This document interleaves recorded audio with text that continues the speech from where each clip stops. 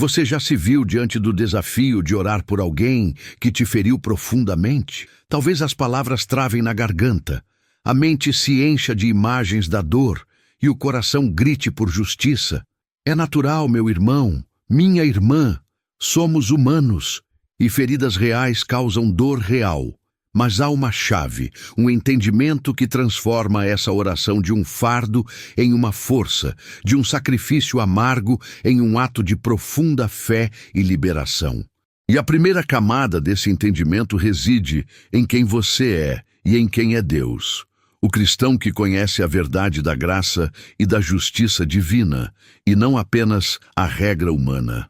É exatamente nesse ponto de dor e busca por libertação que muitos cristãos se perdem ou se encontram.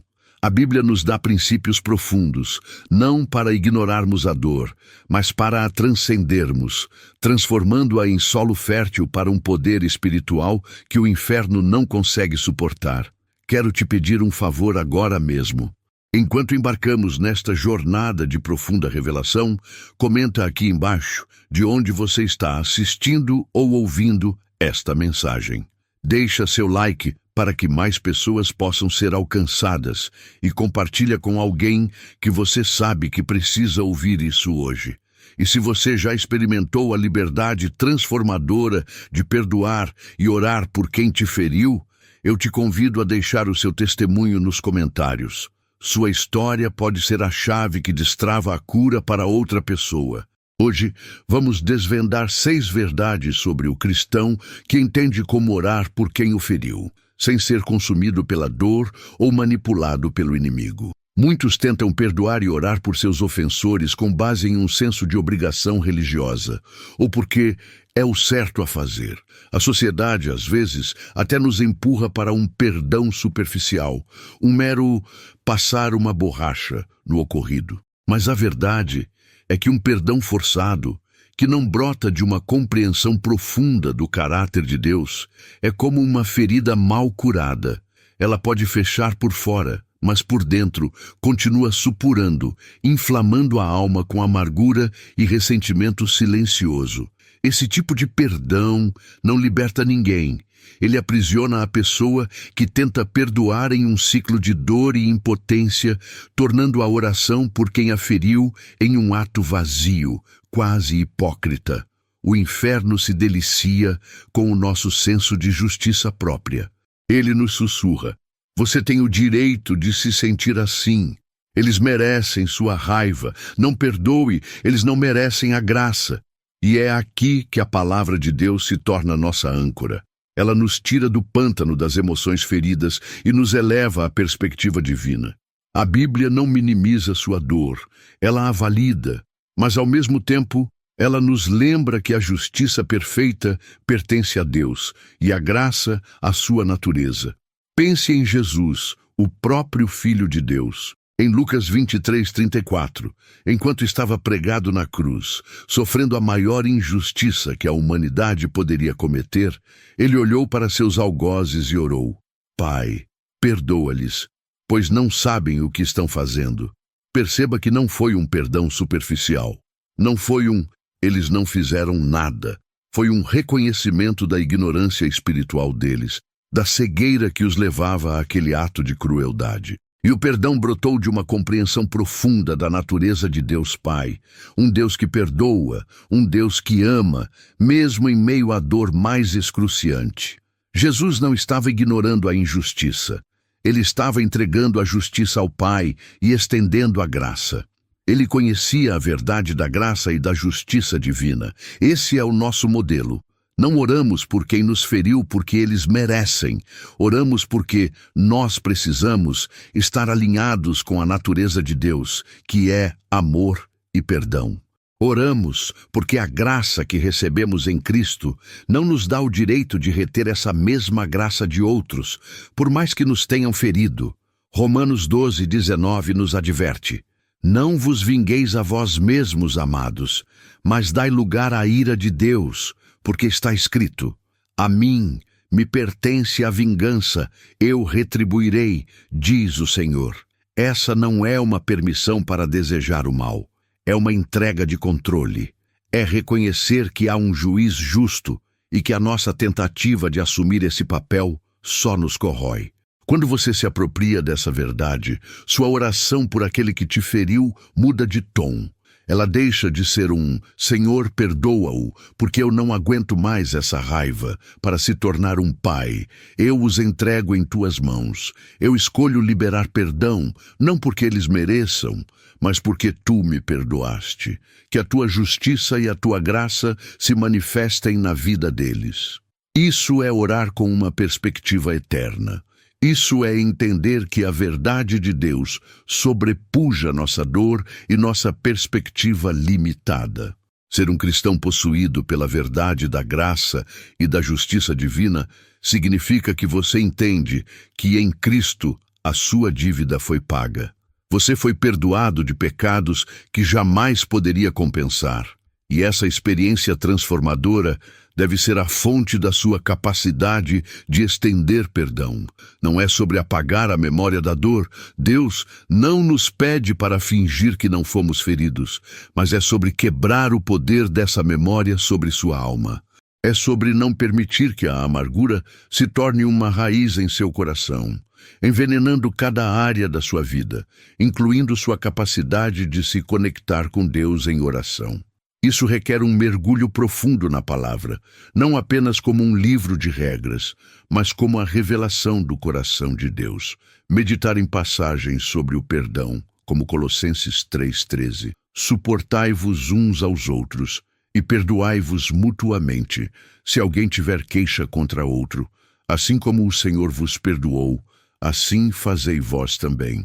Sobre a soberania de Deus, sobre a injustiça, como Gênesis 50:20 na história de José. Vós bem intentastes mal contra mim, mas Deus o tornou em bem. E sobre a graça imerecida que recebemos, como Efésios 2:8-9, nos reeduca. Ela nos tira da mentalidade de olho por olho e nos eleva à mentalidade do reino, onde o amor é a maior força. Quando você está fundamentado nessa verdade, a oração por quem te feriu se torna um ato de fé e de guerra espiritual. Você não está apenas pedindo a Deus para mudar a outra pessoa. Você está pedindo a Deus para te mudar, para te alinhar com sua vontade, para liberar a sua graça através de você.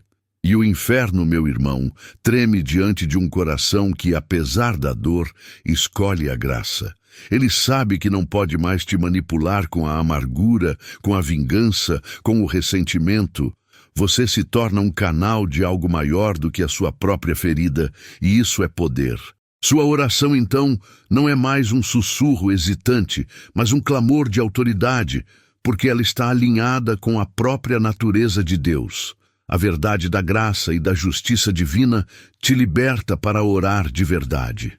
Segundo tipo, o cristão que cura suas próprias feridas em secreto e não apenas mostra uma fachada de força.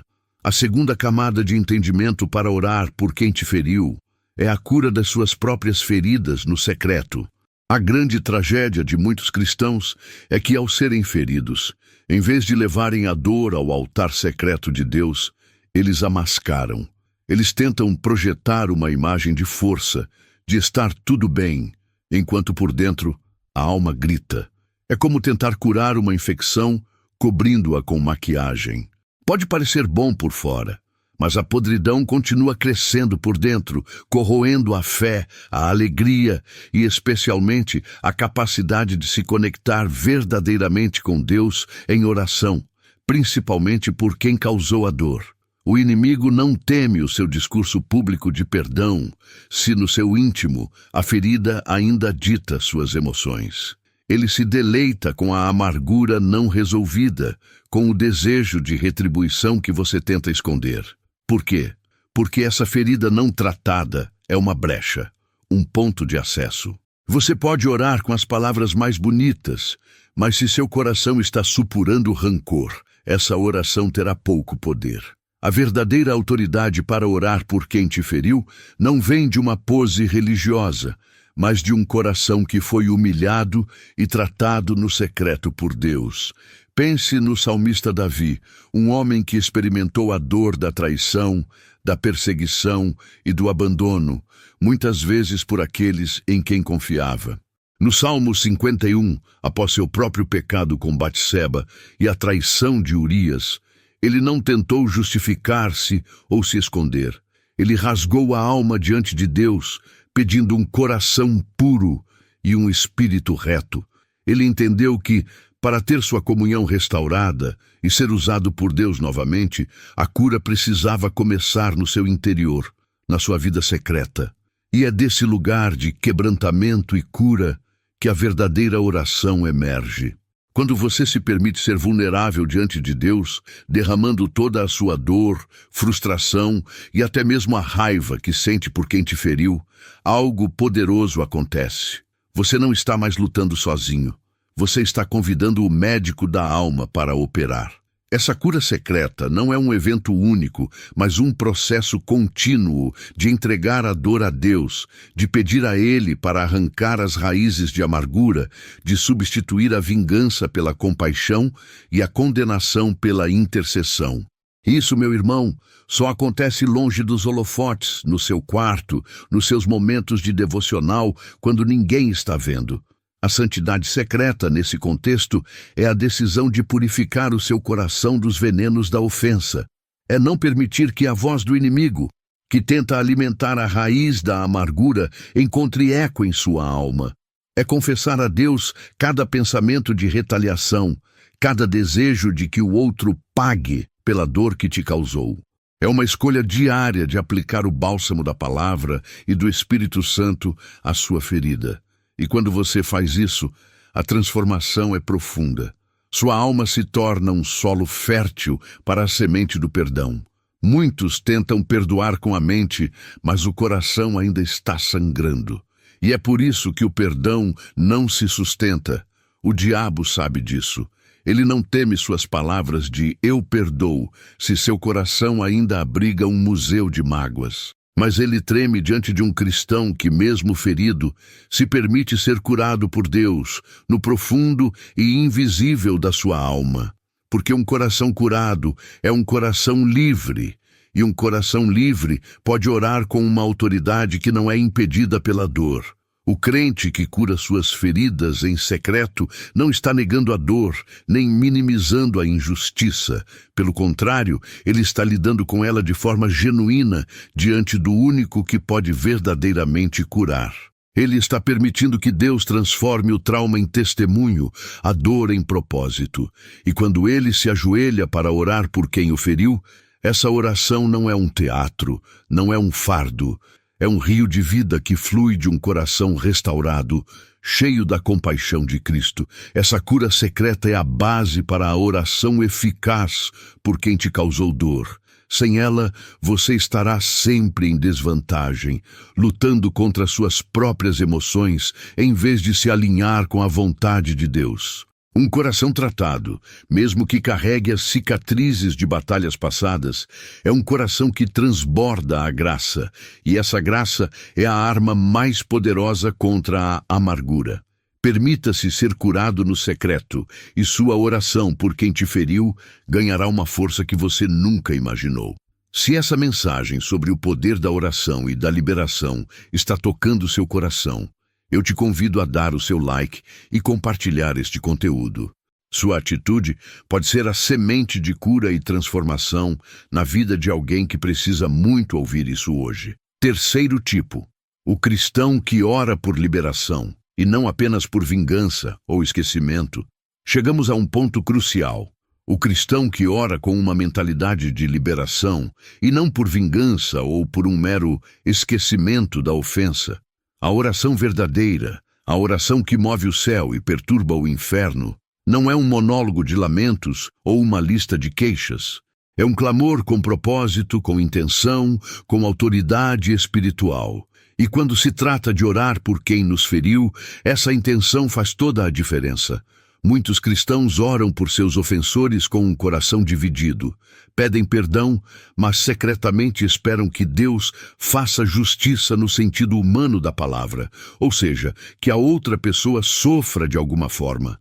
Ou então, oram apenas para que a memória da dor desapareça, sem um real desejo de libertação para si ou para o outro.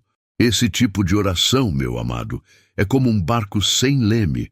Pode até se mover, mas não chega a lugar algum e certamente não perturba o reino das trevas. Por quê? Porque não está alinhado com o coração de Deus. O inimigo quer que você permaneça refém da sua dor, alimentando a amargura e o desejo de retaliação.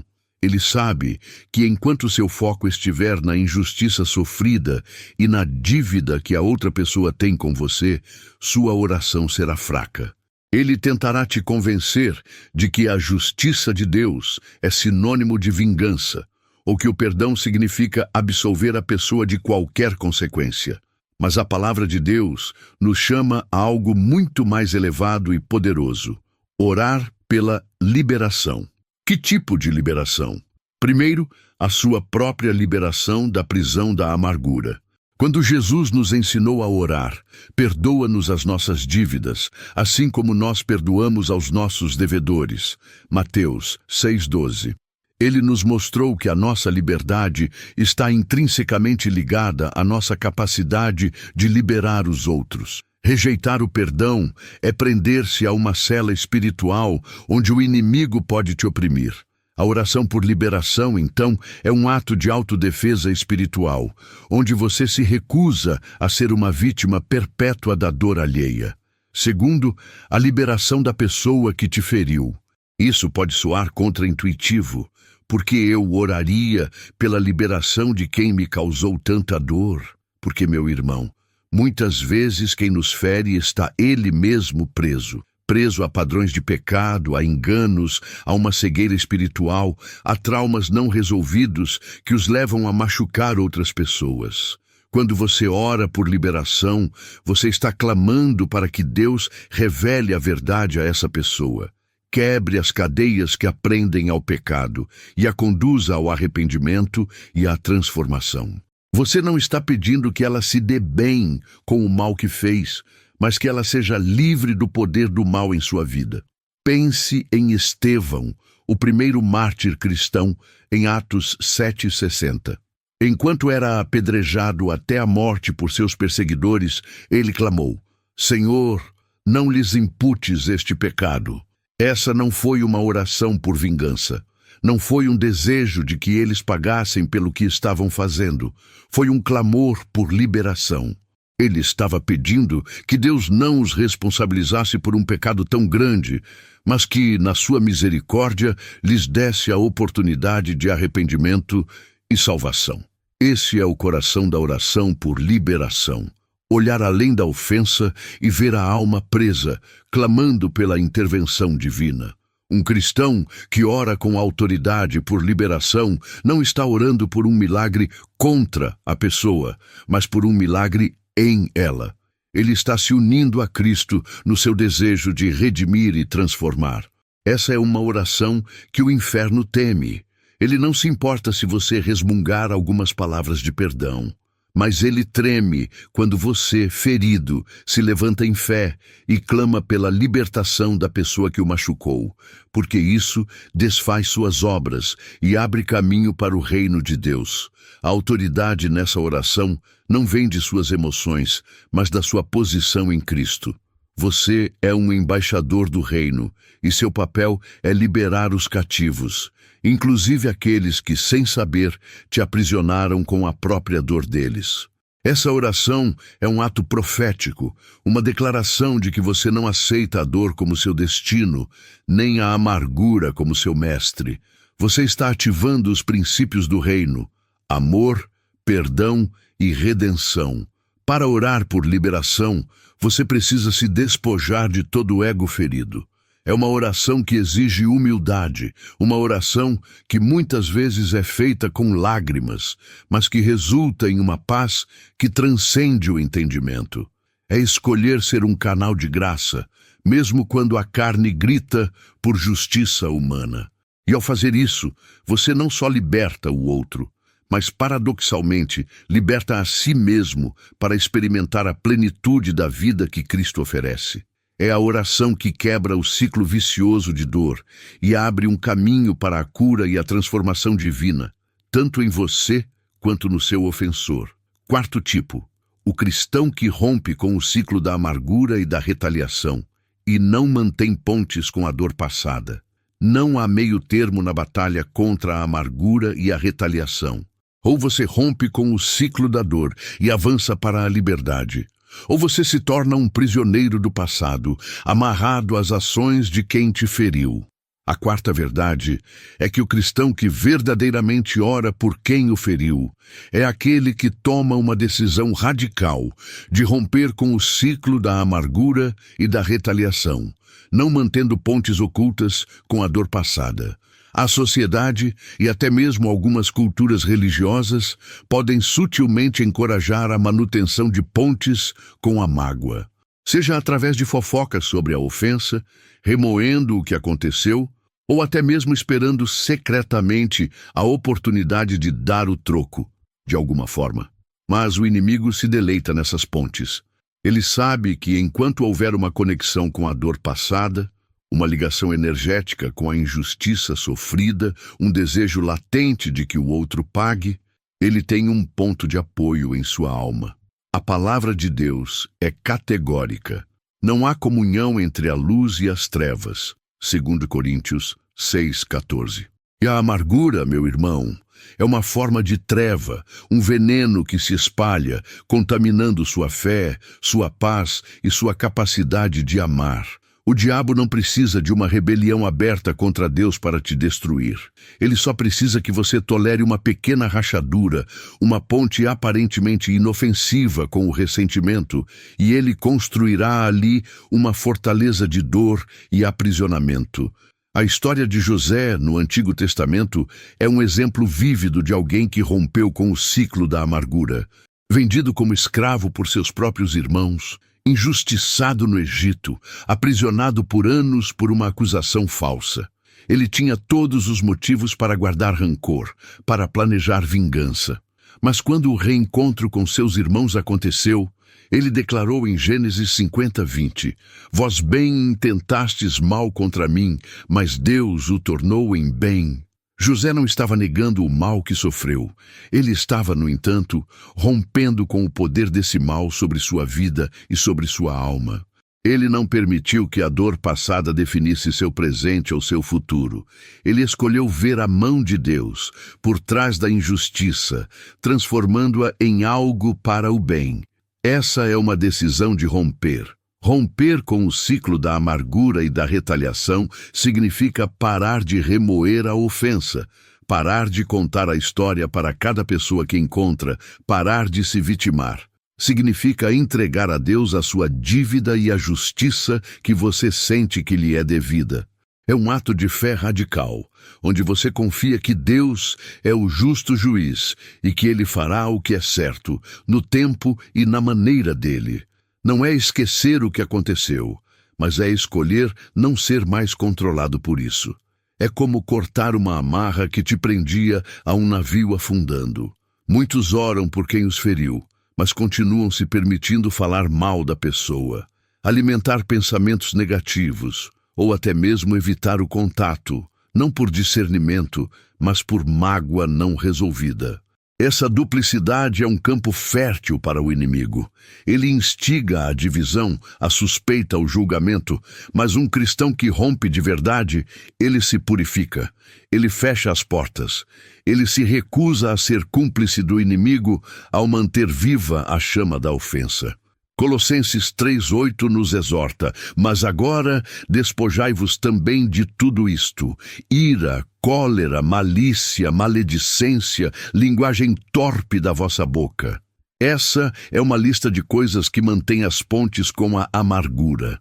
Romper significa ativamente se despojar delas. Pode doer, pode exigir que você se afaste de conversas, de ambientes, de pessoas que alimentam o ciclo da fofoca e da queixa. Mas essa é a separação santa que te protege.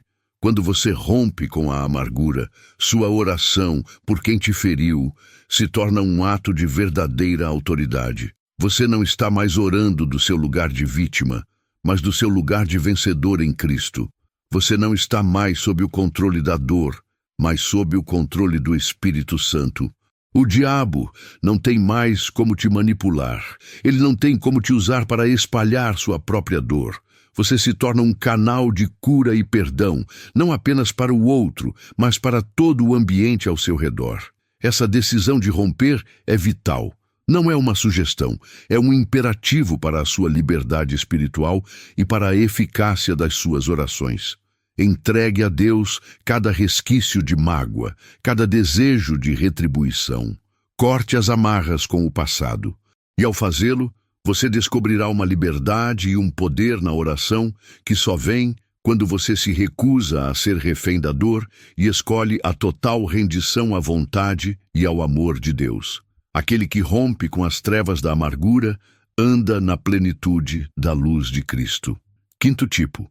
O cristão que busca cura e apoio na comunidade e não se isola na ferida. Uma das táticas mais insidiosas e eficazes do inimigo quando você é ferido é o isolamento. Ele sussurra que você está sozinho, que ninguém entenderá sua dor, que é melhor se afastar para se proteger. Ele tenta convencê-lo de que a comunidade, a igreja, é cheia de pessoas imperfeitas que podem te machucar ainda mais. E é aqui que a quinta verdade se revela. O cristão que ora efetivamente por quem o feriu é aquele que busca cura e apoio na comunidade e não se isola na ferida. O isolamento é um terreno fértil para a amargura e para a distorção da verdade. Quando você se afasta, você perde a perspectiva, o encorajamento, a correção amorosa e a intercessão dos seus irmãos. O diabo sabe que uma ovelha separada do rebanho é uma presa fácil. Ele pode semear dúvidas, alimentar o ressentimento e aprisioná-lo em um ciclo de autocomiseração e desconfiança. O problema não é a ferida em si, mas a forma como você a trata, se em reclusão ou em comunhão. A Bíblia é clara. Fomos chamados para ser corpo, para caminhar juntos, para nos suportarmos mutuamente. Gálatas 6:2 nos exorta: levai as cargas uns dos outros e assim cumprireis a lei de Cristo. Quando você está ferido, seu coração e sua alma carregam um peso imenso. Tentar carregar essa carga sozinho é um erro. É para isso que a família da fé existe, para compartilhar o fardo, para interceder, para ser um refúgio. Pense nos primeiros cristãos em Atos. Eles viviam em constante comunhão, compartilhando suas vidas, seus recursos, suas dores e suas alegrias. Não porque eram perfeitos, mas porque entendiam que a força estava na união. Quando um membro sofria, o corpo todo sofria. Quando um membro era curado, o corpo todo se alegrava. Eles eram uma rede de apoio, um sistema de defesa espiritual. E é nesse contexto que a cura das feridas mais profundas acontece. Buscar apoio na comunidade não significa espalhar a fofoca sobre quem te feriu, ou buscar validação para sua mágoa. Pelo contrário, significa encontrar irmãos e irmãs maduros, pastores e líderes sábios que podem orar com você, te dar uma perspectiva bíblica, te ajudar a processar a dor de forma saudável e te guiar no caminho do perdão.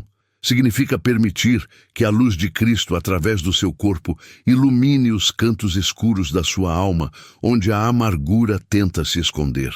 É se submeter à cobertura espiritual.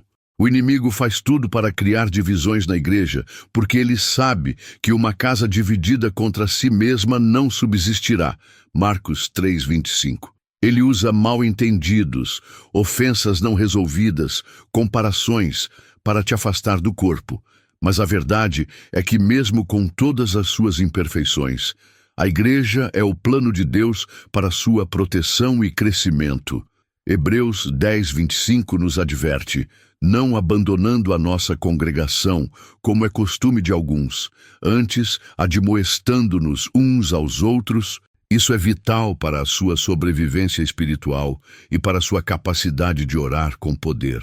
Quando você está cercado por irmãos em oração, quando você compartilha sua vulnerabilidade com alguém de confiança, o inimigo perde força. A sua dor é exposta à luz e não tem mais onde se esconder. A oração por quem te feriu ganha outra dimensão, pois não é apenas a sua voz clamando, mas as vozes de muitos se unindo a você em intercessão e em amor. Há uma unção coletiva, uma cobertura espiritual que o isolamento nunca poderá proporcionar. Salmo 133 declara que, onde há união, o Senhor ordena a bênção e a vida para sempre. O cristão que se isola por medo ou orgulho estará sempre lutando uma batalha solitária e muitas vezes infrutífera. Mas aquele que se posiciona dentro do corpo, que se permite ser cuidado, que busca o conselho e a intercessão dos irmãos, esse está protegido. Ele pode chorar, ele pode duvidar, mas ele nunca estará sozinho. E essa é uma das maiores armas contra as investidas do inimigo em sua vida quando você é ferido. Portanto, meu irmão, minha irmã, não se isole. Não deixe que a dor te afaste da comunidade. Busque ajuda. Compartilhe sua carga. Permita que seus irmãos orem com você e por você. A cura e a força para orar por quem te feriu, de forma que essa oração realmente liberte, muitas vezes vem de dentro do abraço amoroso do corpo de Cristo. Não subestime o poder da comunhão para te proteger, te curar e te capacitar a perdoar e a orar com genuína autoridade. Sexto tipo, o cristão que morre para o eu ferido e vive para o amor de Cristo e não se permite ser definido pela dor. Chegamos ao ápice do entendimento, a verdade mais profunda e desafiadora, mas também a mais libertadora. O cristão que ora por quem o feriu de forma eficaz é aquele que morre para o eu ferido e vive totalmente para o amor de Cristo, não se permitindo ser definido pela dor. Este é o lugar onde a verdadeira inatingibilidade espiritual é alcançada, não de ser impermeável à dolor, mas de não ser controlado por ela. O eu ferido é uma identidade que o inimigo adora alimentar. Ele quer que você se veja como vítima, que sua narrativa de vida seja centrada naquilo que te fizeram. Ele sussurra: você tem o direito de carregar essa dor. Ela é parte de quem você é agora. Não se liberte dela, porque ela te define. E enquanto você se apega a essa identidade de o ferido, você permanece preso. Sua oração é contaminada pela autocomiseração e pela incapacidade de amar verdadeiramente quem te causou a dor. A morte para o eu ferido é a rendição completa da sua identidade e dos seus direitos percebidos à dor. É a crucificação do seu desejo de autopreservação, do seu ego que quer defender a si mesmo e de sua necessidade de que o outro pague ou entenda sua dor. É deixar de ser o centro da sua própria história e colocar Cristo nesse lugar. Paulo declarou em Gálatas 2:20: já estou crucificado com Cristo e vivo, não mais eu, mas Cristo vive em mim. E a vida que agora vivo na carne, vivo-a na fé do Filho de Deus, o qual me amou e se entregou a si mesmo por mim. Esse versículo não é apenas uma teologia bonita, é um modo de vida para o cristão que quer ser livre e poderoso em oração. Quando você morre para o eu ferido, você não está mais preocupado em ser compensado ou em ter sua dor reconhecida pelos outros. Sua validação não vem mais da reparação humana, mas da cruz de Cristo. Sua vida é definida pelo amor que você recebeu e que agora pode transbordar, mesmo em meio à adversidade. Pense em Jesus na cruz novamente. O eu ferido de Jesus poderia ter clamado por legiões de anjos, por justiça instantânea. Mas ele morreu para a sua própria vontade, para a sua própria dor, para a sua própria defesa, e viveu para cumprir a vontade do Pai, que era expressar amor e perdão. Sua oração, Pai, perdoa-lhes, não veio de um lugar de negação da dor, mas de uma total entrega da dor ao Pai, permitindo que o amor divino prevaleça sobre a experiência humana. Muitos querem orar por quem os feriu, mas ainda se agarram aos detalhes da ofensa, à memória da injustiça, ao direito de se sentirem magoados. Isso é viver para o eu ferido, Mas o cristão que morre para si, ele entende que a sua liberdade não está em controlar a outra pessoa ou as circunstâncias, mas em entregar tudo nas mãos de Deus. Ele não teme mais a perda, a rejeição ou a humilhação, porque sua vida e seu valor já não estão baseados nessas coisas terrenas, mas na sua união com Cristo. Essa morte para o eu ferido é um ato de adoração.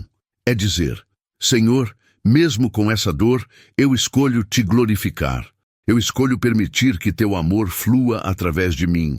Não importa o que eu sinta ou o que me fizeram. É uma oração que nasce do quebrantamento e da renúncia. E é por isso que ela é tão poderosa. Ela não busca a sua própria satisfação, mas a glória de Deus e o bem do outro, mesmo do ofensor. O diabo não tem poder sobre quem já morreu para si mesmo.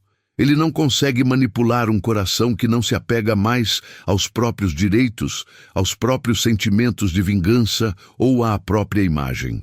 Ele não consegue controlar quem não busca aplausos, reconhecimento ou retribuição, porque esse homem, essa mulher, está livre. Sua alma não é mais um campo de batalha para as táticas do inimigo.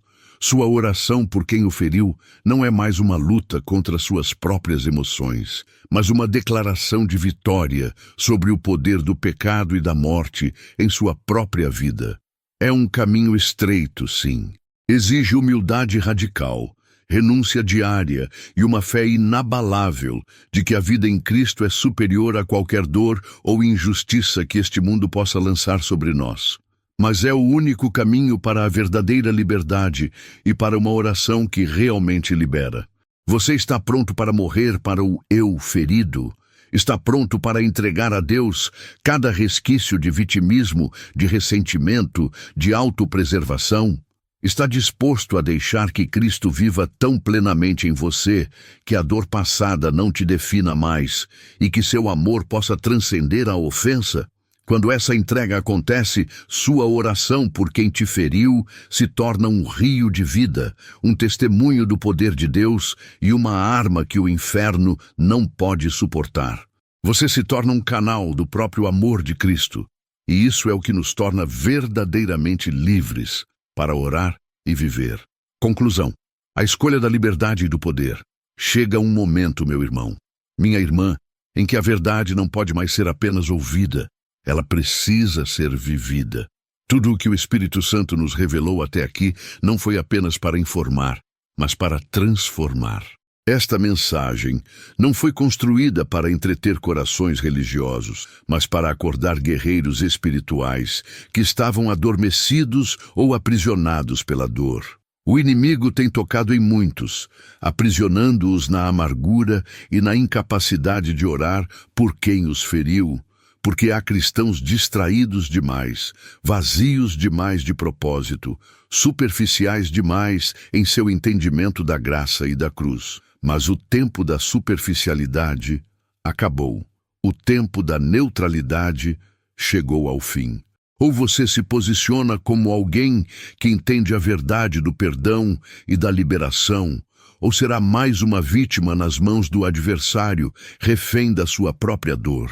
Você foi chamado para ser luz, para ser sal, para ser soldado de um exército celestial que não se curva diante da pressão da ofensa, que não permite que a dor do passado dite seu futuro. O apóstolo Paulo nos ensinou que nenhum soldado em serviço se embaraça com os negócios desta vida, para que possa agradar àquele que o alistou, segundo Timóteo 2:4. Mas quantos hoje estão enredados com a dor não resolvida, com a busca por vingança, com a autopreservação ferida, e enquanto lutam nessas batalhas internas, perdem a armadura espiritual e se tornam alvos expostos diante das trevas? A verdade é dura, mas precisa ser dita. O diabo não respeita discurso de "eu perdoo" se o coração não o fez de verdade. Ele não se intimida com a aparência de piedade se o interior ainda grita por justiça humana.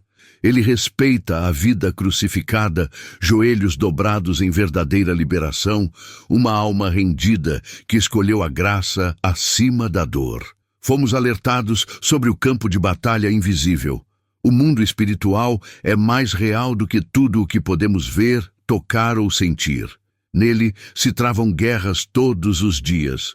E se você vive como quem não sabe disso, você já está perdendo a batalha pela sua alma. Mas Deus, em sua misericórdia, está te chamando agora. Está dizendo: reaja, vista a armadura da fé, feche as brechas da amargura, torne-se um canal de cura e liberação, mesmo para aqueles que te feriram. E isso começa com a palavra, não apenas lida, mas absorvida, digerida, transformada em carne na sua vida. Aquele que é possuído pela verdade da graça e da justiça divina se torna uma ameaça viva ao inferno, pois entende que a vingança pertence a Deus e a graça é o nosso chamado. Depois, o Senhor nos mostrou que a cura secreta é um escudo que o inimigo não pode atravessar. O que protege não é a eloquência do seu discurso de perdão, mas a pureza do seu coração que buscou a Deus para tratar suas feridas longe dos olhos humanos. Santidade no secreto é o esconderijo do Altíssimo. É ali que a alma se torna inviolável à amargura. Fomos confrontados também sobre a oração, não a oração automática religiosa, mas aquela que carrega autoridade e propósito de liberação. Suas orações mudam ambientes e libertam almas, ou apenas ocupam tempo e expressam queixas. O cristão que ora por liberação não precisa de palco. Ele move o céu no silêncio do seu quarto, clamando pelo bem do seu ofensor e pela sua própria liberdade. E então a palavra nos levou a uma das verdades mais sérias. O cristão que rompe com o ciclo da amargura e da retaliação é aquele que vive em liberdade real. Não há como viver protegido enquanto se alimenta do que contamina a alma. Não se pode querer a unção de Deus e manter aliança com o veneno da ofensa. Não brinque com as coisas santas. Renuncie o que te prende. Corte laços que te empurram para o abismo da mágoa. O ressentimento tolerado hoje será a opressão de amanhã. E a proteção não é apenas pessoal, ela também é coletiva. O crente que caminha isolado está vulnerável, mas o que permanece em comunhão, em submissão, em perdão, está coberto por uma unção que flui do corpo de Cristo. Valorize isso. Honre a igreja. Abrace os irmãos. Não se permita cair na armadilha do isolamento, porque na comunhão há vida, a cura, a proteção. E então, como ápice, o Senhor nos levou à cruz, ao ponto onde tudo se resume. Morrer para o eu ferido e viver totalmente para Cristo.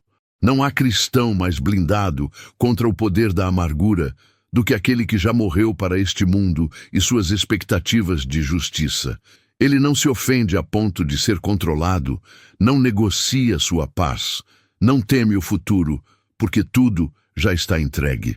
O inferno recua diante de um coração crucificado, porque ali não há mais ego, não há vaidade, não há orgulho, não há um eu ferido a ser manipulado, só Cristo. E agora, diante de tudo isso, você precisa escolher. Você seguirá como está, vulnerável à dor, distraído pela mágoa, religioso em suas orações vazias, ou vai se levantar como alguém que o diabo não pode aprisionar mais na amargura? Essa mensagem não é para ser admirada, ela é para ser respondida. O céu está esperando sua decisão e o inferno também. Se esta palavra te alcançou de uma forma profunda e você sente que ela pode abençoar outros, por favor, curta este vídeo e compartilhe-o com amigos e familiares. E não se esqueça de deixar seu testemunho nos comentários. Sua experiência de superação e perdão pode ser a faísca que acende a esperança em outro coração. Talvez você precise correr para o altar agora em espírito e em verdade e dizer: Senhor, me liberta do meu eu ferido, me esvazia, me crucifica contigo. Me dá uma nova mente, uma nova vida. Eu não quero mais ser um cristão comum que se rende à dor. Eu quero ser um que vive tão alinhado contigo que o inferno me reconheça como alguém livre do seu controle, capaz de orar com um amor que transcende a ofensa. Porque no fim das contas, não é sobre ter uma fé bonita, É sobre ter uma fé real, uma fé que o inimigo reconhece como invencível, uma fé que resiste ao mal da amargura, uma fé que não se vende à vingança, uma fé que persevera até o fim em amor e perdão. E esse tipo de fé está disponível agora, não para os perfeitos, mas para os decididos, para os que cansaram de viver no meio termo da dor, para os que querem ser cheios do amor de Cristo, protegidos e usados por Deus, não amanhã, mas hoje. E sobre esses, a palavra diz: o maligno não lhes toca. 1 João 5,18. Que essa promessa seja sobre a sua vida, sua casa, sua mente, sua alma. Que você seja livre para orar, para amar e para viver em Cristo, em nome de Jesus. Amém.